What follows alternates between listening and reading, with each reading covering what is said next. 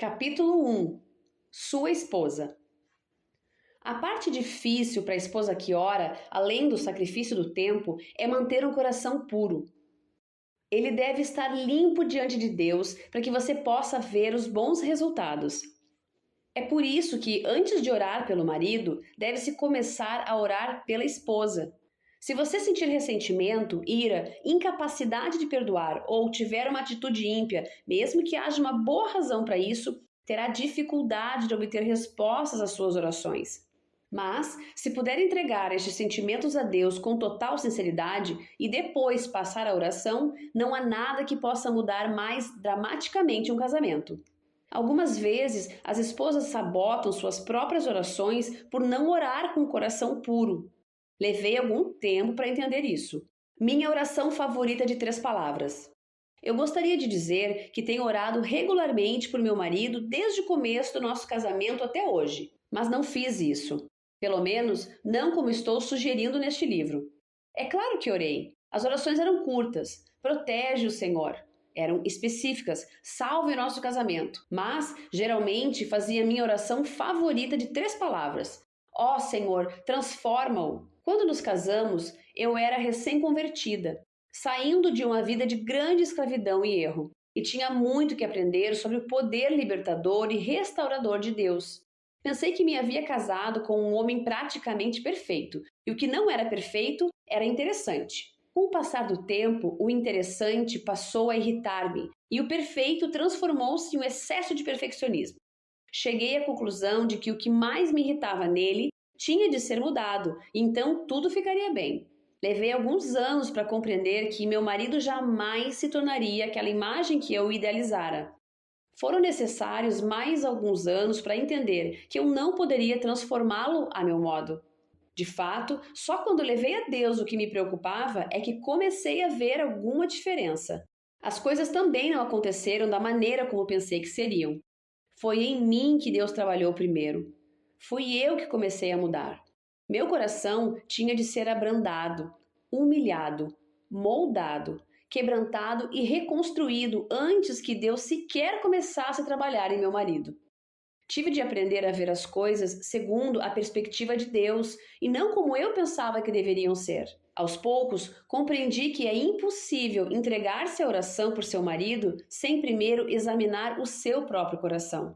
Eu não podia ir a Deus e esperar respostas à oração se obrigava em meu íntimo indisposição para perdoar, amargura e ressentimento. Não podia fazer minha oração favorita de 3 palavras sem reconhecer no mais profundo da minha alma que tinha de fazer primeiro a oração de 3 palavras favoritas de Deus. Transforma-me, Senhor. Quem? Eu? Mudar? Não diga que não avisei. Quando orar pelo seu marido, em especial com a esperança de mudá-lo, é claro que você poderá esperar alguma transformação. Mas as primeiras mudanças não serão nele, serão em você. Se isso a deixar tão zangada quanto eu fiquei, você dirá: espera um pouco, não sou eu quem precisa mudar nessa casa. Mas Deus vê coisas que nós não vemos. Ele sabe onde há espaço para melhorar. Ele não precisa procurar muito para descobrir em nós atitudes e hábitos que estão em desacordo com a sua perfeita vontade. Ele exige que não pequemos em nosso coração porque o pecado nos afasta de Deus e impede que nossas orações sejam respondidas.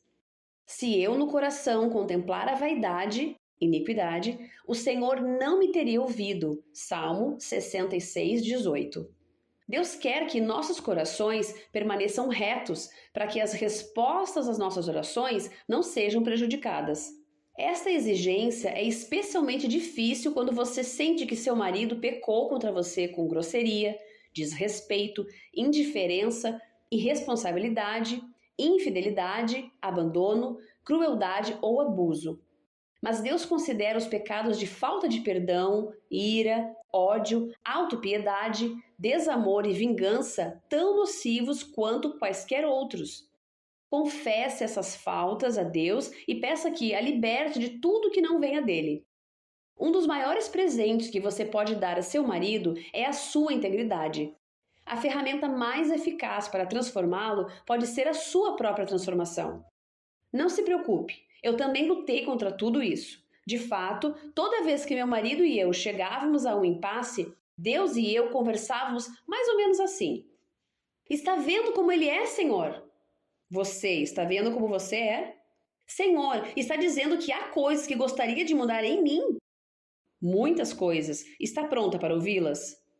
Acho que sim. Diga-me quando estiver realmente pronta. Por que eu, Senhor? É ele que precisa mudar.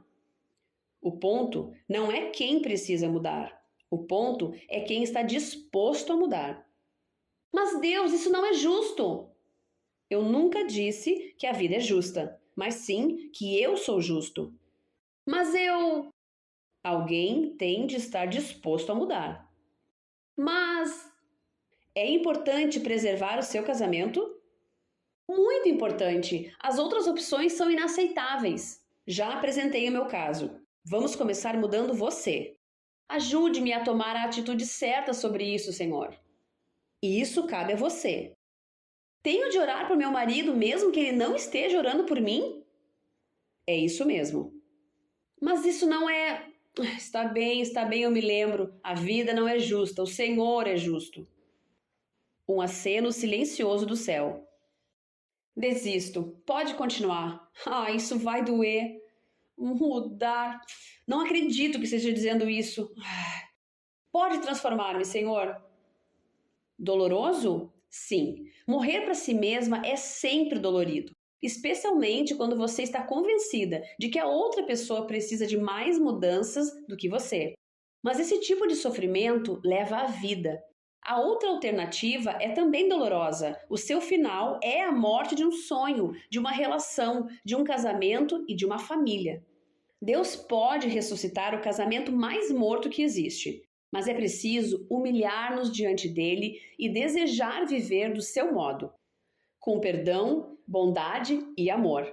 Significa esquecer o passado e toda a mágoa associada a ele e estar disposta a perder a discussão a fim de ganhar a guerra. Não estou dizendo que você tenha de tornar-se uma pessoa sem personalidade, sentimentos ou ideias próprias, ou ser um saco de pancadas para os caprichos do seu marido. Deus não exige isso de você. De fato, se estiver em qualquer tipo de perigo físico ou emocional, saia imediatamente da situação. Vá para um lugar seguro e peça ajuda. Você pode orar ali enquanto seu marido recebe o aconselhamento de que necessita. Submissão não é algo que se exija, mas deve ser prestado voluntariamente. Jesus disse: Quem, todavia, perde a sua vida por minha causa, achá-la-á. Mateus 10:34. Mas entregar sua vida é algo que você faz deliberadamente e não algo que lhe é tirado à força. O que estou dizendo é que a sua atitude deve ser: o que quer que queira, Senhor, mostre-me e eu farei. Significa estar disposta a morrer para si mesma e dizer: transforma-me, Senhor. A linguagem do supremo amor. Algo surpreendente acontece em nossos corações quando oramos por outrem. A inflexibilidade se desfaz. Tornamo-nos capazes de superar as mágoas e perdoar. Acabamos até amando a pessoa por quem oramos. É milagroso. Isso acontece porque quando oramos, entramos na presença de Deus e Ele nos enche com o seu espírito de amor. Quando você ora por seu marido, o amor de Deus por ele irá crescer em seu coração. Você irá descobrir também o amor por você crescendo no coração dele, sem que ele saiba sequer que você está orando a seu favor. É por isso que a oração é a linguagem suprema do amor. Ela consegue comunicar-se de uma forma como nós não conseguiríamos. Já vi mulheres que não sentiam mais amor pelo marido descobrirem que esses sentimentos vieram com o tempo, à medida que oravam. Algumas vezes elas se sentiram diferente logo depois da primeira oração sincera. Falar com Deus sobre o seu marido é um ato de amor. A oração dá lugar ao amor, que gera mais oração, que por sua vez dá lugar a mais amor. Mesmo que sua oração não seja feita por motivos completamente generosos, eles irão tornar-se menos egoístas à medida que a oração continuar. Você irá perceber que está sendo mais amorosa em suas reações. Notará que problemas que antes provocavam conflitos entre ambos deixarão de ocorrer. Vocês chegarão a acordos mútuos sem discutir. Essa unidade é vital. Quando não estamos unidos, tudo desmorona. Jesus disse: todo reino dividido contra si mesmo ficará deserto, e toda cidade ou casa dividida contra si mesma não subsistirá. Mateus 12, 25. A oração promove unidade, mesmo que vocês não estejam orando juntos. Vi situações de grande tensão desaparecerem entre mim e meu marido simplesmente orando por ele. Também o fato de perguntar a ele: como posso orar por você? Gera um clima de amor e de cuidado. Meu marido geralmente para e responde a essa pergunta detalhadamente, quando poderia não dizer nada. Conheço até maridos incrédulos que respondem positivamente a essa pergunta das esposas. O ponto em tudo isso é que, como marido e mulher, não queremos seguir caminhos separados. Queremos caminhar pela mesma estrada. Queremos ser companheiros profundamente compatíveis e sentir o amor que dura para toda a vida. A oração, como linguagem suprema do amor, permite que isso aconteça. Eu nem sequer gosto dele, como posso orar por ele? Você já ficou com tanta raiva do seu marido que a última coisa que queria era orar por ele? Eu já fiquei. É difícil orar por alguém quando você está zangada ou ele a magoou. Mas é exatamente isso que Deus quer que façamos. Se Ele nos pede para orar pelos nossos inimigos, quanto mais deveríamos estar orando pela pessoa com quem nos tornamos uma e devemos amar. Mas como superar a incapacidade de perdoar e a atitude crítica? A primeira coisa a fazer é ser completamente honesta com Deus. Para derrubar os muros em nosso coração e quebrar as barreiras que impedem a comunicação, temos de ser totalmente francas com o Senhor sobre os nossos sentimentos. Não precisamos fingir para Deus, pois Ele já conhece a verdade e apenas quer ver se estamos dispostas a admitir e confessar nossa desobediência. Se agirmos assim, Ele poderá trabalhar o nosso coração. Se estiver com raiva de seu marido, conte isso a Deus. Não permita que o sentimento se torne um câncer crescente a cada dia. Não diga: vou viver a minha vida e ele que viva dele. Há um preço a pagar quando agimos independentemente um do outro. No Senhor, todavia, nem a mulher é independente do homem, nem o homem independente da mulher. 1 Coríntios 11, 11. Diga em vez disso: Senhor, nada em mim quer orar por esse homem. Confesso minha ira, mágoa, incapacidade de perdoar, meu desapontamento, ressentimento e minha dureza de coração para com ele. Perdoa-me e dá-me um coração puro e um sentimento reto diante de ti. Concede-me uma atitude nova, positiva, alegre, amorosa, perdoadora em relação a ele. Onde estiver errado, revela isso a ele e convence o seu coração nesse sentido. Leve-o pelos caminhos do arrependimento e da libertação. Ajude-me a não me afastar dele emocionalmente, mental ou fisicamente pela falta de perdão. Onde qualquer de nós deva pedir perdão ao outro, ajuda-nos a fazer isso. Se houver algo que eu não esteja vendo e que esteja fazendo aumentar este problema, revela-o a mim e ajude-me a compreender. Remova qualquer motivo de mal-entendido que tenha gerado incompreensão ou falta de comunicação. Se houver um comportamento que deva mudar em qualquer de nós, oro para que o Senhor permita que essa mudança ocorra. Por mais que deseje manter a minha ira contra ele, por achar que é justificada, quero fazer a tua vontade. Entrego ao Senhor todos esses sentimentos. Dá-me uma sensação de amor renovado por meu marido e as palavras para resolver essa situação. Se você se achar capaz, tente esta pequena experiência e veja o que acontece. Ore todos os dias por seu marido durante um mês, baseando-se a cada dia em um dos 30 motivos incluídos nos 30 capítulos deste livro. Peça a Deus para derramar as suas bênçãos sobre ele e encher vocês dois com o seu amor. Observe se o seu coração não se abranda em relação a ele. Note se a atitude dele também não muda. Observe se o relacionamento de vocês não está melhor. Se tiver dificuldade em assumir este tipo de compromisso em oração, pense no assunto sob a perspectiva do Senhor. Ver seu marido através dos olhos de Deus, não apenas como seu marido, mas como filho de Deus, um filho a quem o Senhor ama. pode ser uma grande revelação. Se alguém telefonasse e lhe pedisse para orar por seu filho, você faria isso, não é? Pois então, Deus está pedindo. Fique quieta e ore. A Bíblia diz que há tempo para tudo, e isso nunca é mais verdadeiro do que no casamento, especialmente quando se trata do que dizemos. Há tempo para falar e tempo para ficar calada. E feliz é o homem cuja esposa pode discernir entre essas duas coisas. Quem quer que esteja casado há algum tempo sabe que há coisas que seria melhor não dizer. A esposa tem a capacidade de magoar o marido mais do que qualquer outra pessoa, e ele pode fazer o mesmo com ela. Não importa a quantidade de desculpas, as palavras não podem ser apagadas. Elas só podem ser perdoadas, e isso nem sempre é fácil. Algumas vezes, qualquer coisa que digamos só irá prejudicar o andamento daquilo que Deus quer fazer. Portanto, é melhor calar-se e orar. Quando Michael e eu nos casamos, eu não falava muito, mesmo se sentisse que algo estava errado. Depois que nosso primeiro filho nasceu, comecei a exteriorizar meus pensamentos. Porém, quanto mais eu manifestava minhas objeções e opiniões, mais ele resistia e mais brigávamos. Tudo que eu dizia não só não levava nada com respeito às minhas intenções, como tinha o efeito oposto.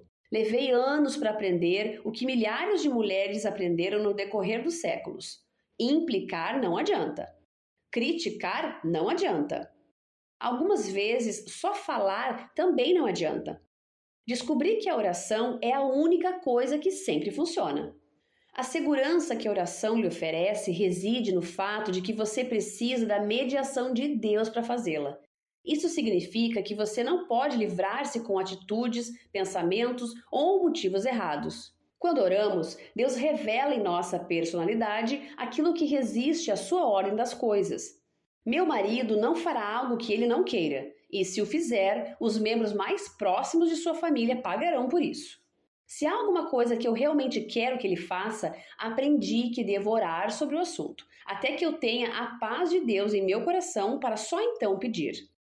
Às vezes, nessas ocasiões, Deus muda o meu coração ou me mostra um modo diferente de agir, não precisando, portanto, dizer nada. Se tenho que dizer algo, tento não falar impensadamente. Oro primeiro, pedindo a orientação de Deus. Levei, porém, bastante tempo para entender isso.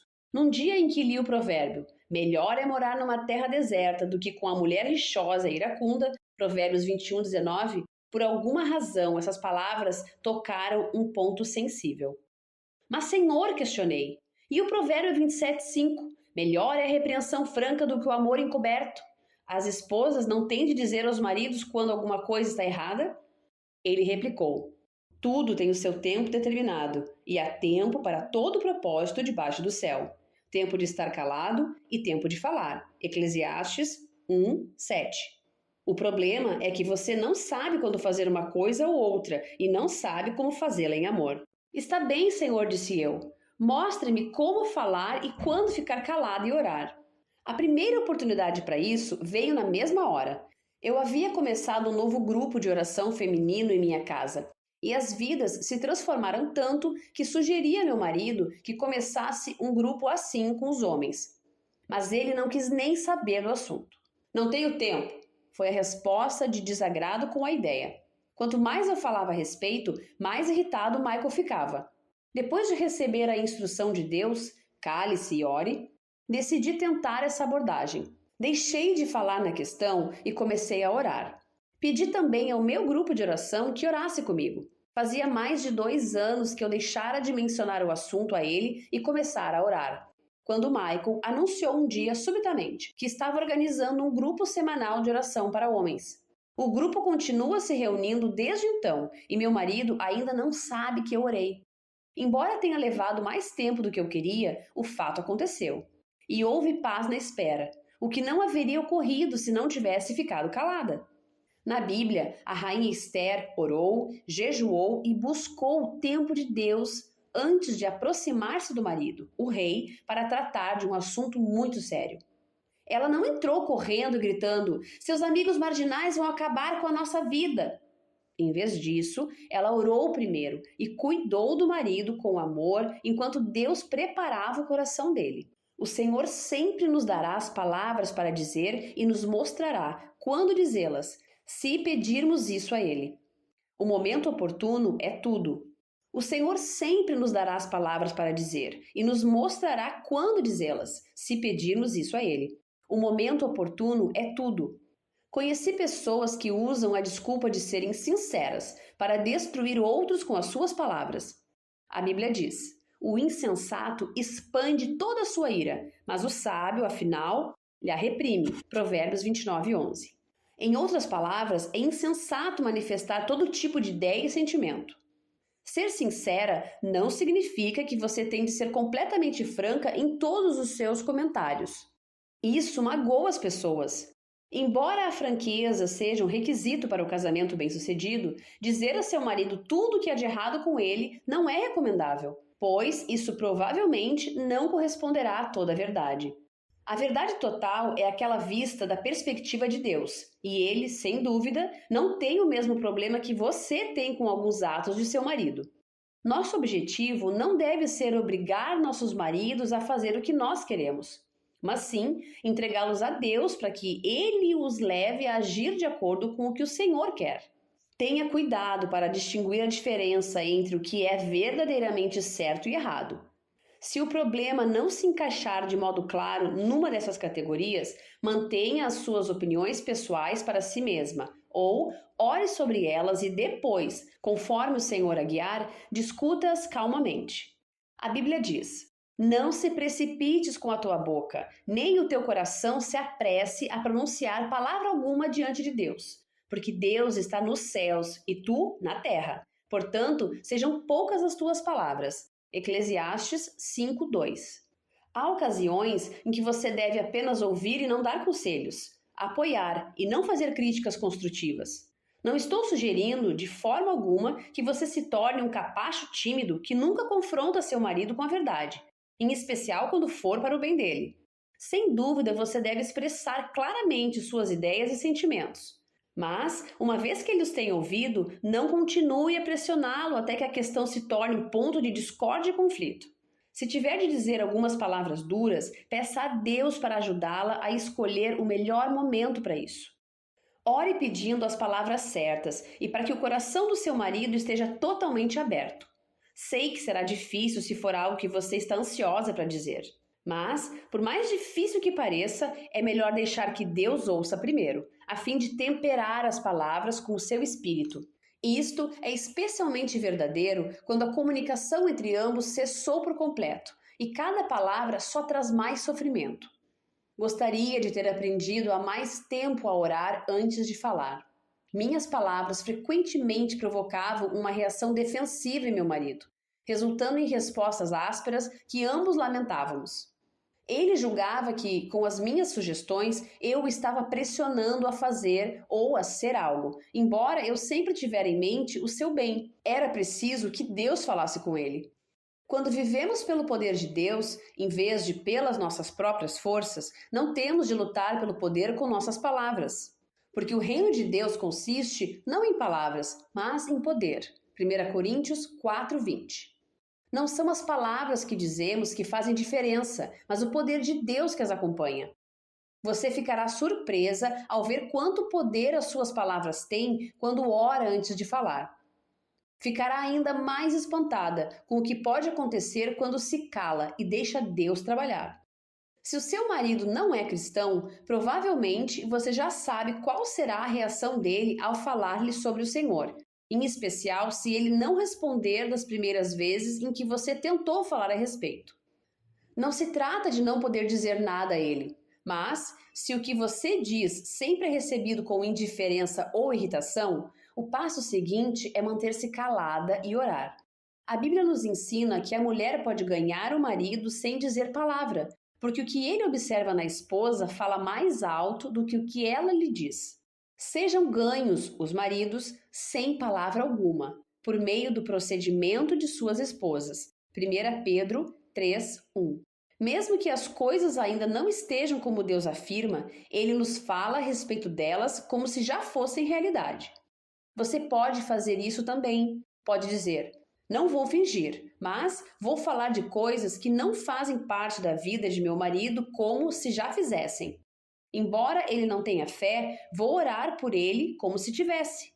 É claro que você não pode forçá-lo a fazer algo que ele não quer, mas pode acessar o poder de Deus mediante oração para que a voz do Senhor penetre a alma de seu marido.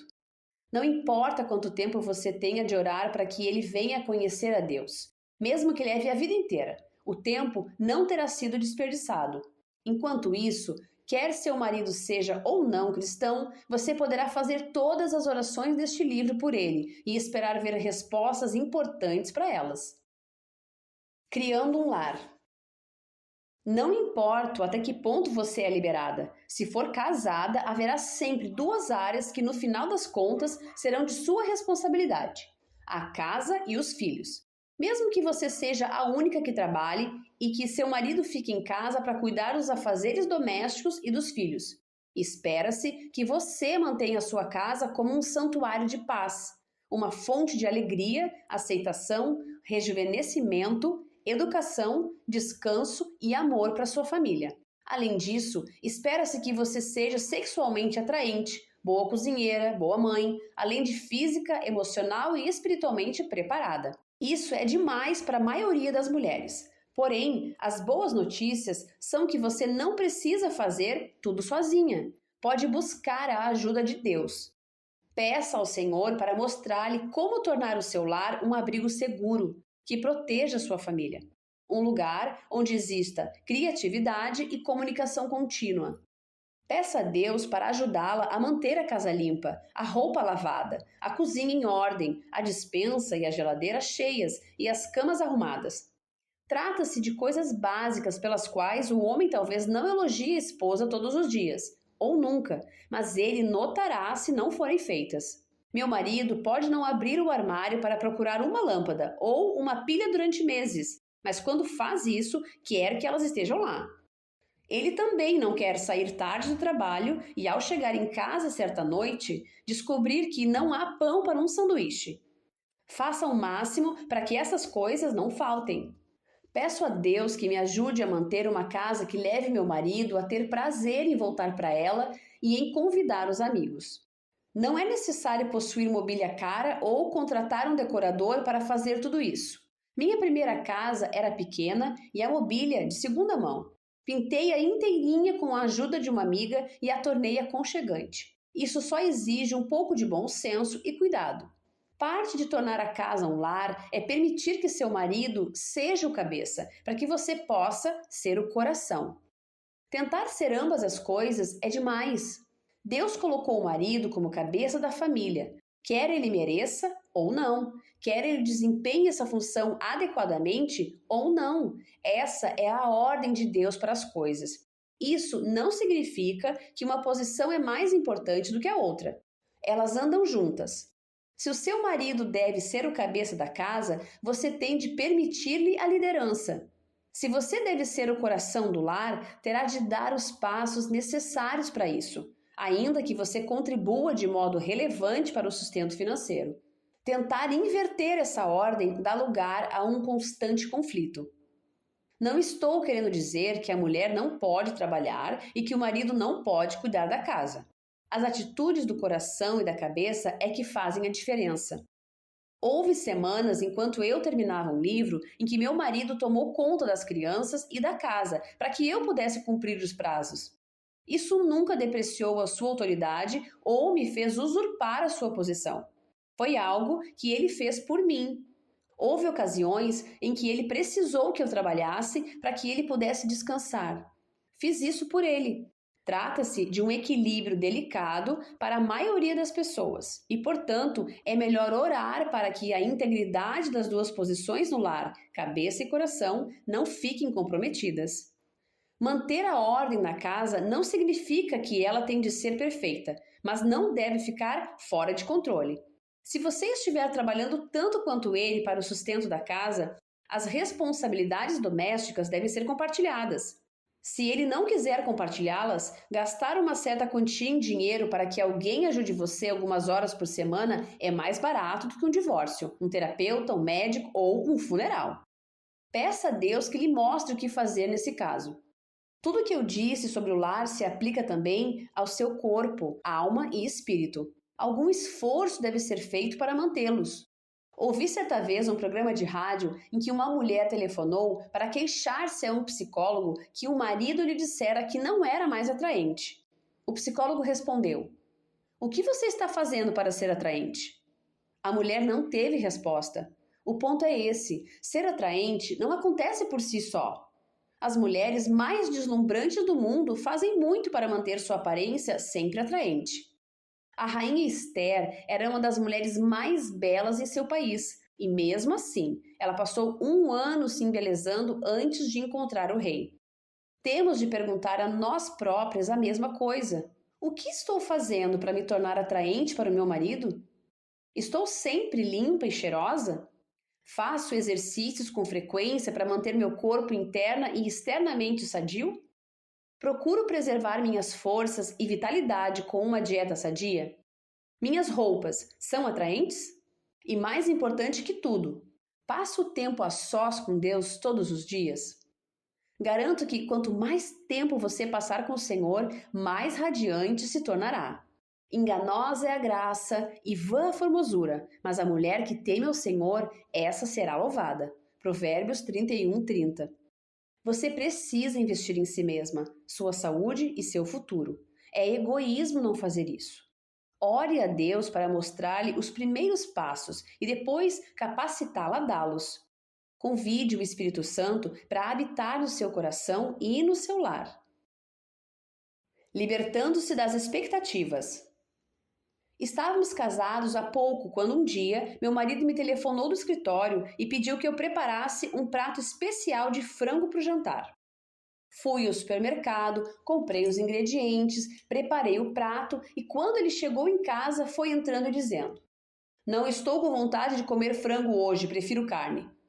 Não é preciso dizer o que me passou pela mente, porque tenho a certeza que você já sabe. Este não foi um incidente isolado. Outros aconteceram com frequência. Não posso enumerar as vezes em que Michael prometeu estar em casa para o jantar e 10 minutos depois de o jantar estar pronto, telefonou para dizer que ia trabalhar até tarde e comeria com os colegas. Aprendi, finalmente, que não adiantava ficar zangada, magoada ou ressentida. Isso só piorava as coisas. Ele se colocava na defensiva por pensar que eu não entendia a sua situação.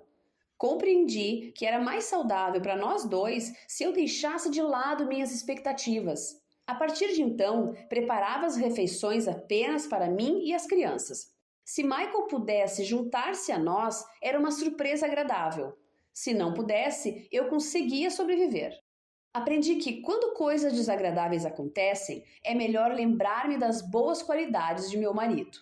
Recordo-me de como ele me ajuda algumas vezes com os trabalhos domésticos e a cozinha.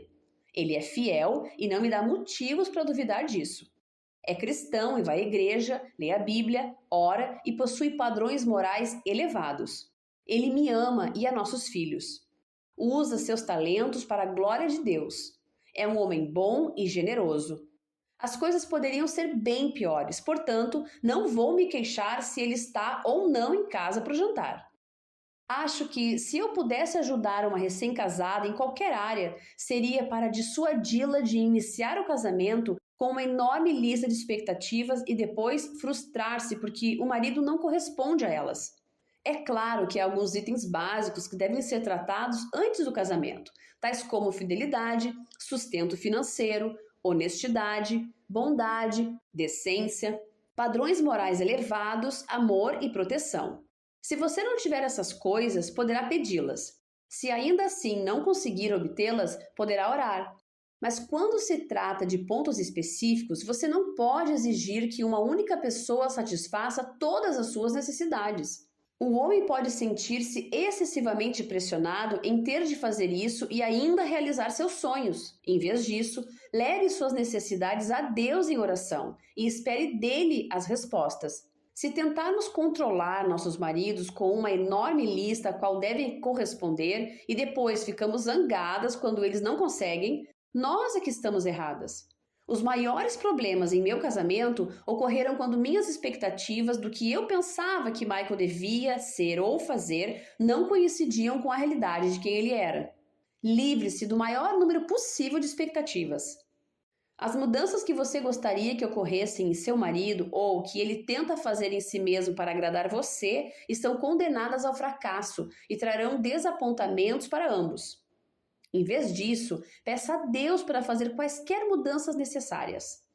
Ele fará um trabalho muito melhor, porque tudo quanto Deus faz durará eternamente. Nada se lhe pode acrescentar e nada lhe tirar. Eclesiastes 3,14. Aceite seu marido como ele é e ore para que ele cresça. Depois, quando a mudança acontecer, será porque Deus trabalhou nele e ela será duradoura. Somente em Deus, ó minha alma, espera silenciosa, porque dele vem a minha esperança. Salmo 62:5. Suas maiores expectativas devem ser colocadas em Deus e não em seu marido. Com todo o respeito devido. É interessante que Deus exija que o marido ame a esposa, mas exige-se que a esposa tenha respeito pelo marido.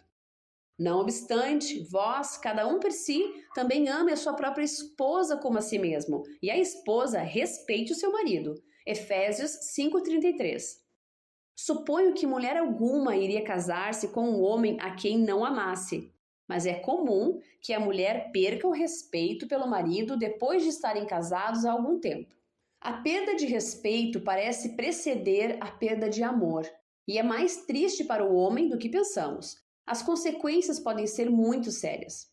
A mulher do rei Davi, Mical, viu seu marido dançando de alegria perante o Senhor na frente do povo, sem suas vestes reais e só com as roupas de baixo, quando a Arca da Aliança estava entrando na cidade. Mical não só não participou da alegria dele, como também desprezou-o. 2 Samuel 6:16. Ela criticou o marido em vez de compreender a situação sob a perspectiva de Deus. Mical pagou caro pela sua falta de respeito. O juízo de Deus fez com que não pudesse ter filhos. Creio que não só trazemos infelicidade para os nossos casamentos e nossos maridos quando não os respeitamos, como isso também fecha a porta para uma nova vida em nós. Em outro exemplo, a rainha Vasti se recusou a apresentar-se ao rei quando ele a chamou. O rei estava dando uma festa para seus amigos. Ele se sentia alegre e queria exibir sua linda esposa. Tudo que lhe pediu foi que pusesse roupas reais, colocasse a coroa de rainha e fizesse uma aparição real para os convidados. Ela recusou-se, sabendo muito bem que isso seria humilhante para ele. Porém, a rainha Vasti recusou vir por intermédio dos eunucos, segundo a palavra do rei, pelo que o rei muito se enfureceu e se inflamou de ira. Esther 1:12. O resultado foi que Vasti perdeu a sua posição de rainha. Ela não só fez um mal ao marido, o rei, mas também ao povo. A não ser que a mulher queira perder a sua posição como rainha do coração do marido e magoar, além disso, a família e os amigos, ela não deve humilhar o esposo por mais que pense que ele o mereça. O preço é alto demais. Se isso já lhe aconteceu e você está ciente de haver desrespeitado seu marido, confesse isso a Deus neste momento. Diga: Senhor, confesso que não estimo meu marido da maneira como a tua palavra diz que devo. Há um muro em meu coração que sei foi levantado para proteger-me contra a possibilidade de ser magoada. Mas estou pronta a derrubá-lo para que meu coração possa curar-se. Confesso as vezes que mostrei desrespeito por ele. Confesso diante de ti o pecado expresso em minha atitude e palavras desrespeitosas. Mostre-me como desmanchar esta barreira sobre as minhas emoções, a qual me impede de ter o amor incondicional que tu queres que eu tenha. Quebra o muro endurecido ao redor do meu coração e mostra-me como respeitar meu marido conforme desejas. Dá-me o verdadeiro amor por ele, Senhor, e ajuda-me a vê-lo da maneira como o vês. Orar deste modo lhe permitirá ver o potencial de seu marido para a grandeza e não as suas falhas. A oração a capacitará a dizer algo positivo que irá animar, edificar, dar vida e renovar o seu casamento. O amor diminui se nos fixamos nos aspectos negativos. O amor cresce se enfocamos nos positivos. Quando você olhar seu marido através do coração de Deus, poderá enxergar com outros olhos. Haverá momentos em que você não conseguirá saber de onde seu marido vem, o que ele está sentindo e por que está fazendo as coisas que faz, a não ser que tenha o discernimento de Deus. Peça ao Senhor que o dê a você. Quando você estiver orando por si mesma, a esposa dele, lembre-se do modelo da esposa virtuosa da Bíblia. A passagem diz que ela cuida da sua casa e faz isso muito bem. Sabe como comprar e vender e faz bons investimentos. Mantém-se saudável e forte e se veste de maneira atraente. Trabalha com diligência e possui habilidades lucrativas. É generosa e se prepara conscienciosamente para o futuro. Contribui para a boa reputação do marido. É forte, íntegra, honrada e não teme envelhecer. Fala com sabedoria e bondade. Não permanece ociosa, mas observa cuidadosamente o que se passa em sua casa. Seus filhos e marido a louvam. Ela não confia na beleza exterior, mas sabe que o temor do Senhor é seu maior atrativo. Apoie o marido e mantenha uma vida pessoal proveitosa que fala por si mesma. Provérbios 31. Esta é uma mulher surpreendente, o tipo de mulher que só podemos tornar-nos mediante a capacitação de Deus e nossa rendição a Ele. O resultado é que ela é uma mulher cujo marido confia nela porque lhe faz bem e não mal todos os dias da sua vida. Versículo 12. Creio que o bem mais importante que a mulher pode fazer para o marido é orar. Você me acompanha? Oração. Senhor, ajude-me a ser uma boa esposa. Compreendo muito bem que não conseguirei isso sem a sua ajuda. Tome o meu egoísmo, impaciência e irritação e transforme-os em bondade, longanimidade e disposição para suportar tudo. Tome meus velhos hábitos emocionais, mentalidade, reações automáticas, suposições rudes e posição autoprotetora e torne-me paciente, bondosa, fiel, gentil e autocontrolada.